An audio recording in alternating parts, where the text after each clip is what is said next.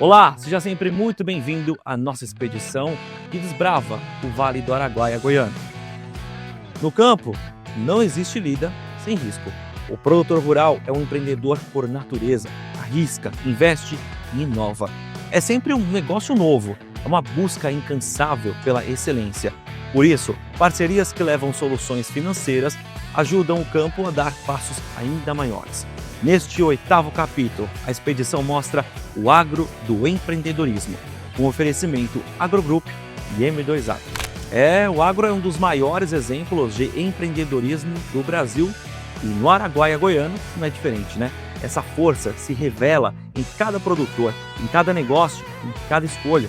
E agora, você vai acompanhar de perto essa caminhada rumo ao sucesso.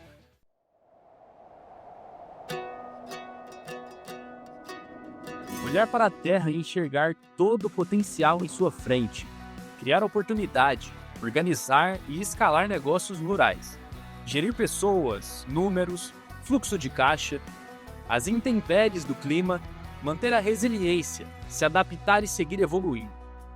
Essas são algumas das habilidades necessárias para quem empreende no agronegócio.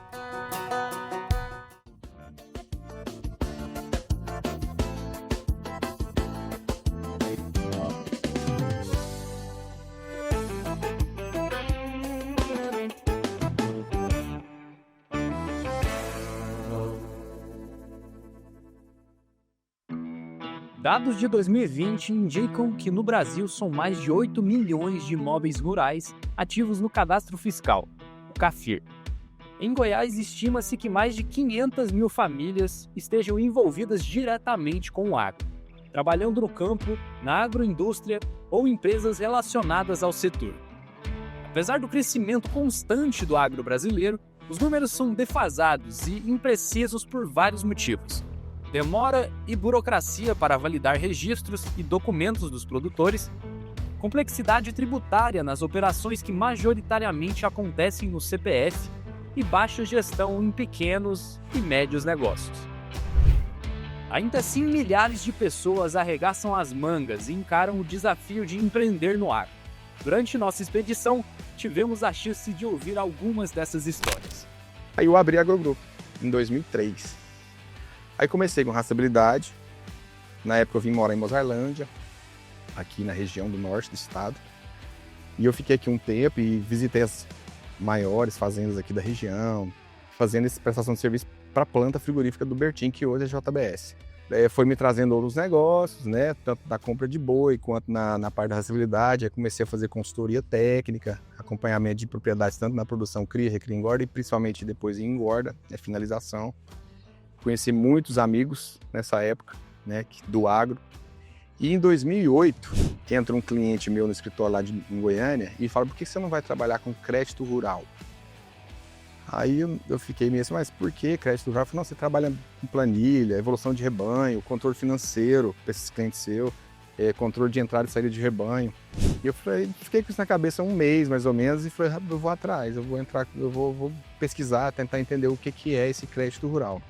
E a partir de certo momento o banco enxergou a gente de uma forma mais responsável e começou a colocar a gente em visibilidade para novos clientes. E isso veio crescendo. De 2012, acredito que até hoje, eu acho que a gente deu um salto de 1000%, né, em termos de cliente, em termos de liberação de recurso, número de projetos aprovados. Então a gente, graças a Deus, vem crescendo muito, né, com o nosso trabalho. Isaac empreendeu e hoje apoia centenas de produtores nessa jornada de empreender. Com anos de experiência, ele aponta o que seriam alguns dos gargalos para o desenvolvimento da região.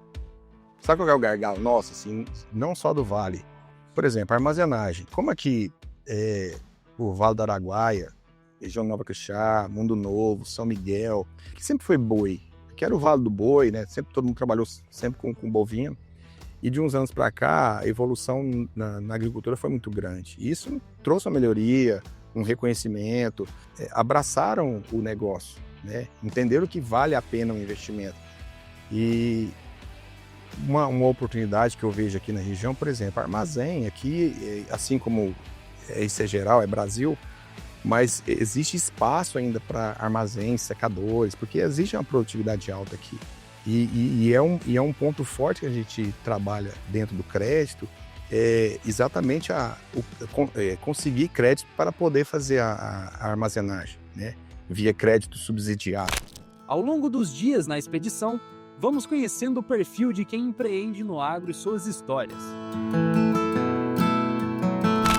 Eu sou médico veterinário, desde os 12 anos de idade eu já estou na atividade. Um dia eu falei assim, pai, eu peguei o dinheiro de uma poupança que eu tinha, falei assim, eu quero comprar a garra dele. Ele falou assim, da onde você tem dinheiro? Ah, tô juntando um dinheirinho aí, tem tempo. Aí eu falei o valor para ele, falei, não, mas dá só 3, mas tá bom, já é o começo. Comprei os primeiros 3 animais aí, meus primeiros animais na atividade. E entrei. E aí apaixonei pelo negócio, já sou de família tradicional de pecuária, meu avô também, ele também foi pioneiro aqui na região. Então fiz veterinária, depois constituí empresa, e aí apareceu a ideia da gente entrar no mundo empreender na área de pecuária. Falei assim, fechou tudo. E aí nasce, né, nesse momento, a Berrante, uma empresa que começa com controle de rebanho, né? A gente no início tem que trabalhar ali, a gente não sabe bem, mas começamos a fazer, e eu sou da criação do meu pai, assim, faça bem feito, entregue. Mas quando a gente entrou nesse ponto, a gente viu o tamanho da dificuldade da agropecuária brasileira. E aí a gente teve a iniciativa de iniciar um outro projeto, que era de desenvolver um software, uma plataforma de gestão agropecuária. E entramos no projeto Berrante.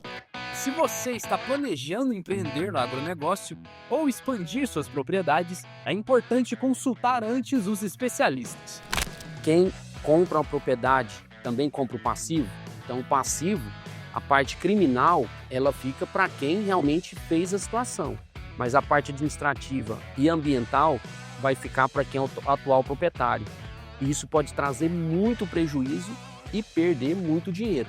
Então é muito importante fazer o estudo da documentação, os estudos da situação através do CAR da propriedade, quais as atividades que ela tem, como agricultura, pecuária, intensiva ou extensiva, agricultura de sequeira ou irrigada, de forma que você vai ter uma situação exata da propriedade, mesmo que seja uma transferência entre a família ou uma compra de terceiro, analisar esses passivos, porque é muito importante, você vai ter segurança jurídica naquilo que você está comprando. O agronegócio, hoje no Brasil, em especial no estado de Goiás, passou a adotar um cenário de maior formação de estruturas de empresas, a fim de que tratar a fazenda como um negócio em si, como uma empresa, em que ela tem que ter um fluxo de caixa, ela tem que ter um provimento de despesas e compromissos a serem arcados, e dessa forma tratar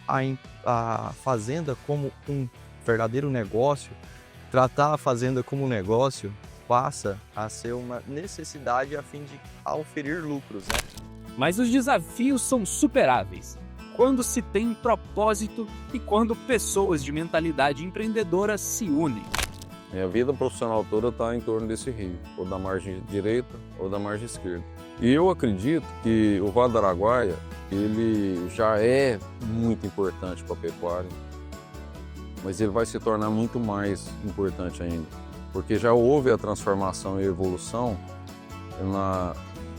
da região do Mato Grosso, onde teve a integração com a parte de desenvolvimento agrícola. E isso potencializou o crescimento pecuário. E agora está acontecendo isso em Goiás. Agora, acredito que a gente vai, de alguma forma, ser uma região de extrema referência no mundo de produção. Porque aqui só tem gente empreendedora, empresário, que está no dia a dia, está no campo, fazendo de alguma forma esse agro melhor dentro do nosso estado, do nosso país. Não foi muito bacana, assim. Então, acho que para mim a expedição foi de extrema importância para ver essa integração de como nós podemos transformar o nosso estado, o nosso país, o nosso mundo, sendo mais profissionais e eficientes dentro do nosso negócio. O empreendedor é um grande servidor da sociedade.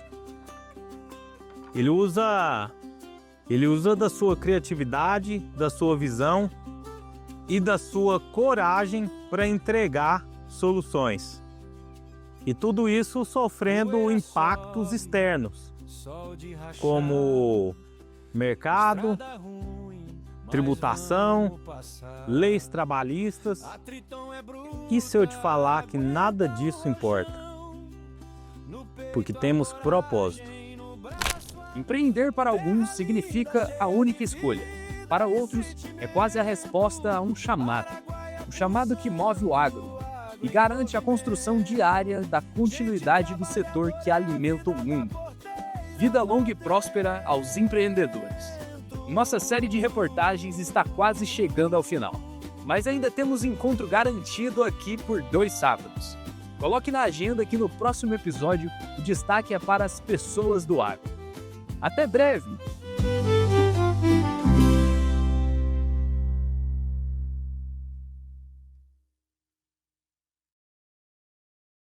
É isso aí, já estamos aqui no nosso estúdio para a gente continuar a nossa resenha, porque o empreendedorismo ele não pode parar, porque tem o mesmo espírito do agro, não para. Por isso, vamos apresentar nossa equipe que está aqui, nosso time, que mais uma vez vai trazer uma visão e promover uma segunda opinião sobre tudo isso que nós vimos nesse 8º episódio. Aqui, ó, temos já o Isaac Lopes, que é diretor do Agrogrupo. Isaac, bem-vindo aqui ao nosso, vamos dizer, arranchamento, né, do Araguaia Xingu. Muito obrigado, Pedro. Bom dia para todos que estão presentes aqui. Eu tenho só a agradecer a toda a equipe. Obrigado mais uma vez pela parceria. Junto aqui temos o doutor Joaquim Otávio de Almeida, né, que é advogado especialista em agronegócio. Doutor, bem-vindo. Muito obrigado pela recepção. Um bom dia ao Pedro, Marcelo, Isaac, em especial um bom dia ao telespectador que aqui nos acompanha. E vamos debater aqui, promover uma melhor discussão acerca do empreendedorismo do produtor rural dentro do agronegócio. Com certeza. E aqui ao meu lado está o nosso Marcelo Machado, CEO do M2 Agro. Marcelo, meu amigo, bem-vindo aqui mais uma vez. Vamos juntos aí, mais um episódio da Expedição Araguaia Xingu, falando de um dos temas que eu mais gosto, que é o empreendedorismo no agro, junto de especialistas aqui para trazerem uma visão diferente. Não é à toa que ele gosta, né? Porque a cabeça do Marcelo é muito empreendedora mesmo. Olha, o que eu acho interessante a gente falar sobre isso é porque o produtor, ele é um empreendedor nato, né? Ele tem ali a sua raiz empreendedora e ele precisa de investimento, ele precisa procurar quem realmente o conhece, dê esse suporte, né? Nesse sentido, Isaac, como é que entra a Agrogrupo? Como é que promove isso nesse ambiente de empreendedorismo dentro de um setor que é uma força motriz para a economia? Pedro, a pergunta sua muito importante, porque desde que a Agrogrupo ela entrou no mercado, ela sempre privou muito e buscou muito a interação com o produtor em relação à implementação de novas tecnologias no agro e acesso ao crédito de forma muito consciente. E o empreendedorismo, ele está ligado diretamente às raízes do agro e a gente, ao longo de décadas, a gente começa a perceber isso em propriedades rurais que, devido à evolução que a gente vem sofrendo ao longo dos anos, em relação a aumento de produtividade, e isso liga ao empreendedorismo, porque a gente liga a capacidade do produtor à coragem que ele tem em arriscar na atividade dele, que a gente sabe, e quem está no mercado do agro, ele sabe que é um mercado de risco. Nunca foi fácil, acredito eu que nunca vai ser fácil, mas o amor, a paixão na produção, na propriedade rural, no cuidar dos animais, no cuidar das áreas para a lavoura, é o que move o agro de forma sustentável, sabedora, porque são conscientes da atividade que eles desenvolvem, e todos eles são empreendedores natos, porque desde que assumem a propriedade, eles correm o risco de empreender nas atividades que eles têm.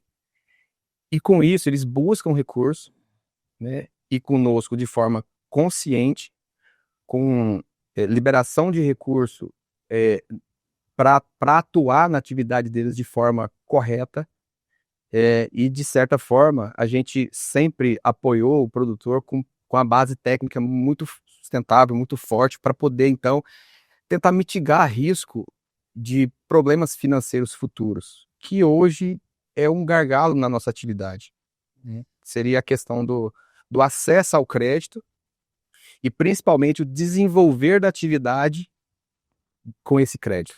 É uma dificuldade. É muito interessante, né, o senhor falar sobre isso, né, Joaquim, porque, doutor, nesse ponto, né, eu estava até conversando com o Marcelo recentemente, é a questão da segurança jurídica para que isso ocorra, né, essa costura é importante a ser feita, e essa assessoria jurídica, ela é fundamental para ter essa base, né, aproveitando essa linha de raciocínio, essa base desse investimento para sequenciar aquilo que tem que ser, de fato, executado pelo empreendedor.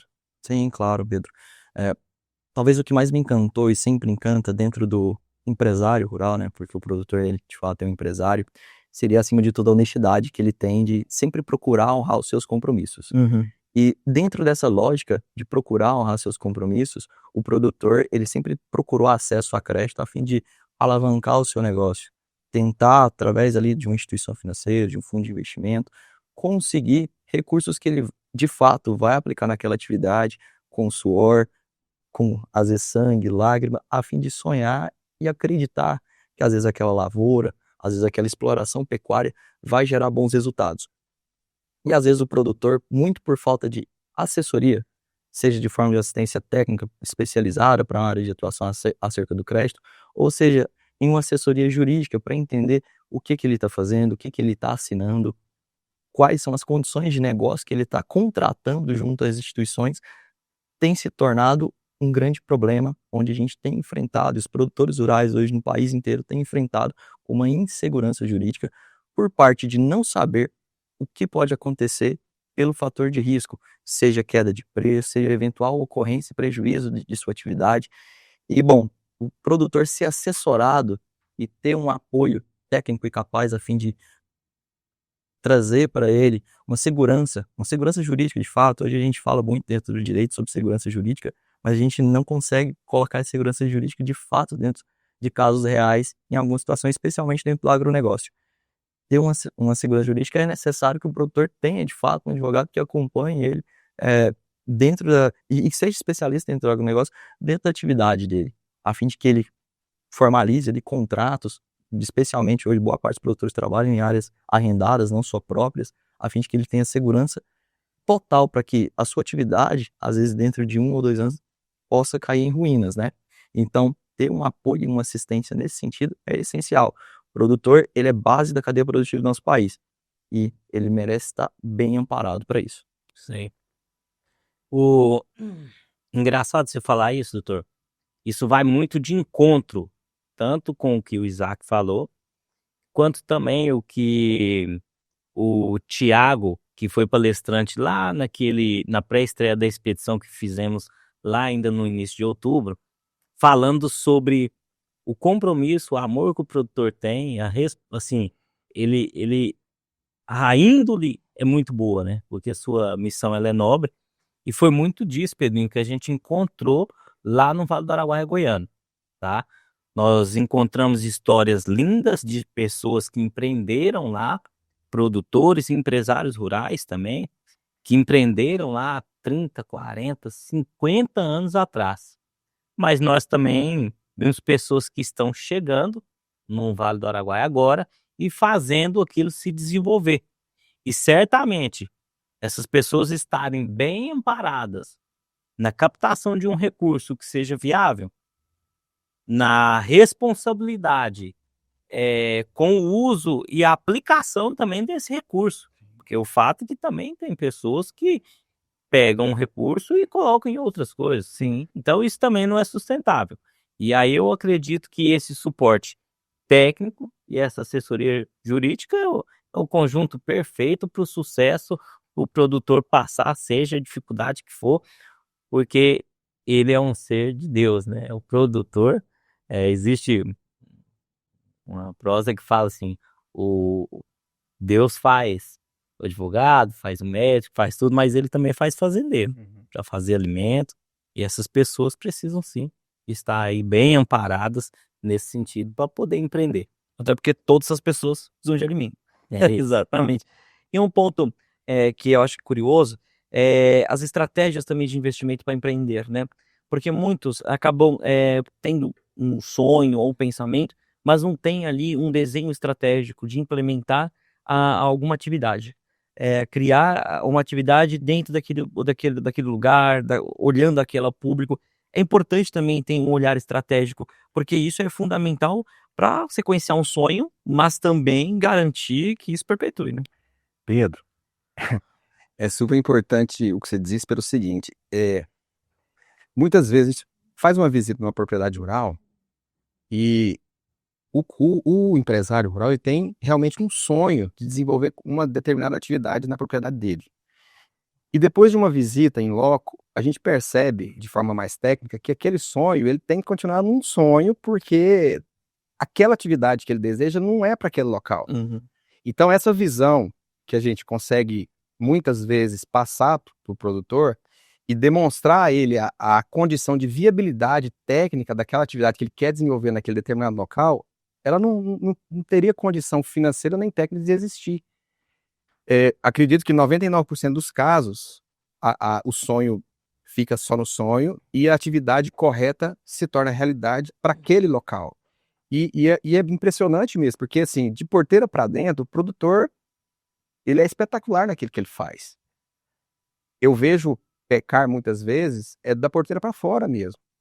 Mas o errar na escolha interna, que é o que você comentou em relação ao sonho, se da porteira para dentro ele já iniciar com esse sonho e não sendo a área que ele tem para poder administrar, para conseguir desenvolver aquilo que ele deseja, ele já vai errar a partir dentro da porteira e imagina para fora. Né? Então, assim, essa análise crítica, técnica, que é a nossa função, e fazer o melhor apontamento para esse empresário rural em relação a não só a área, mas a região que ele está atendendo, que público ou que comércio ele quer atender, né? Que mercado ele quer chegar. Estratégia. Exatamente. E essa defesa técnica e financeira sempre foi a nossa visão de negócio.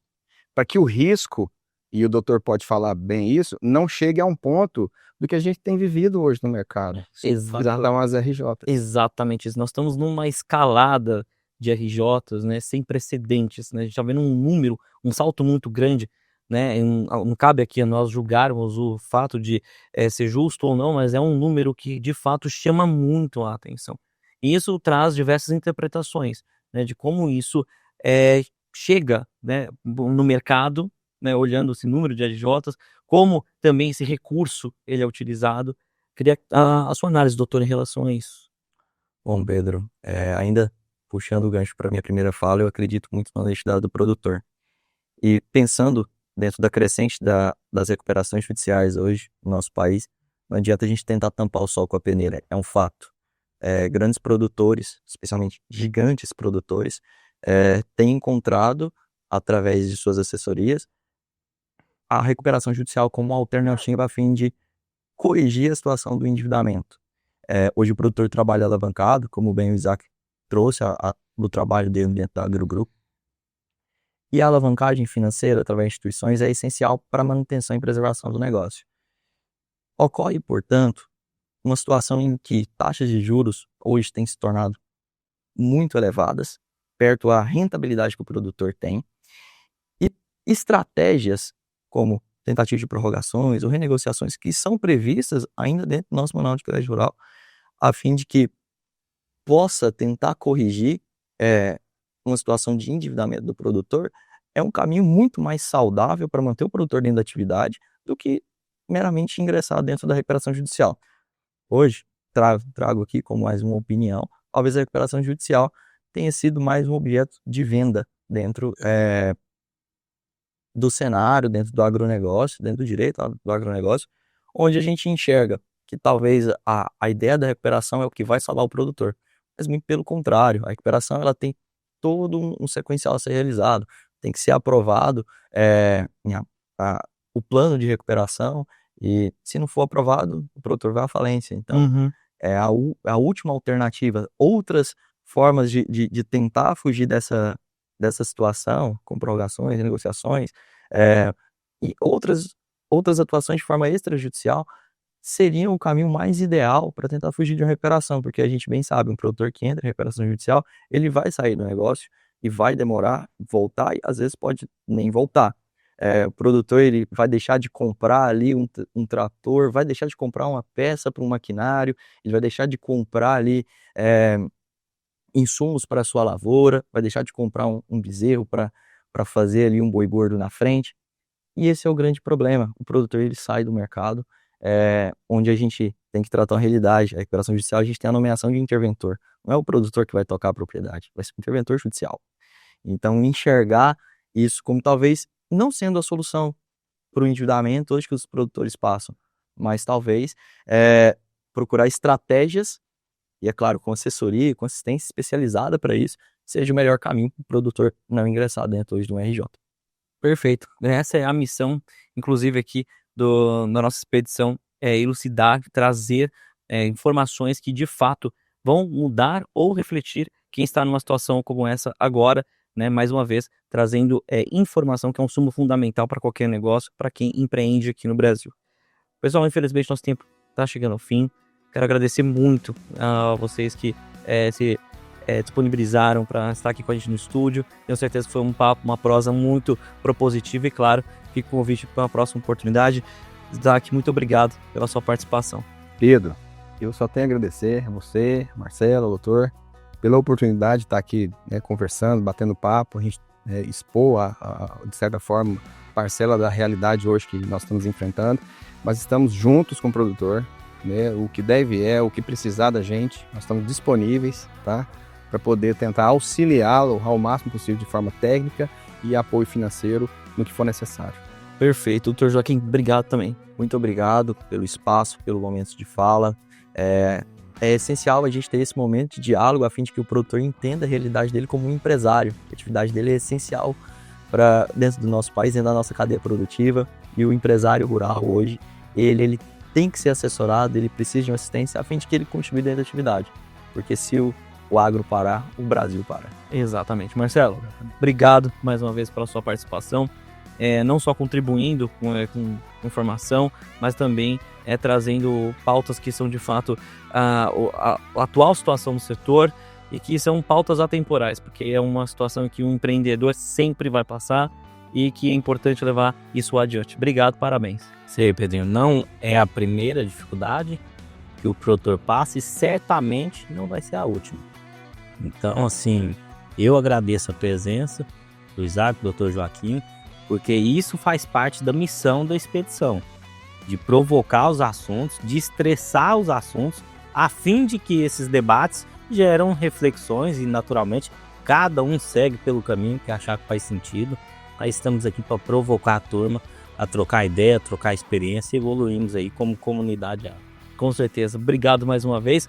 Também quero estender esses agradecimentos àqueles que acreditam nesse projeto também, trazendo aqui a Maca Motors, a Cria Fértil, a Agro Selection, também a Mitsubishi, o Grupo Organics, todo o aberrante software pecuário, a Agro Group, né? Também trazer a associação do Novilho Precoce, Dinâmica Agro, Dinâmica TRR, MR Vats, claro, trazendo junto a M2 Agro e o canal Terra Viva, todos que fazem parte desse projeto tão visionário que traz agora nosso Araguaia Goiano como destaque nessa expedição. Obrigado pela audiência, pela sua companhia. A gente se encontra no nosso próximo episódio.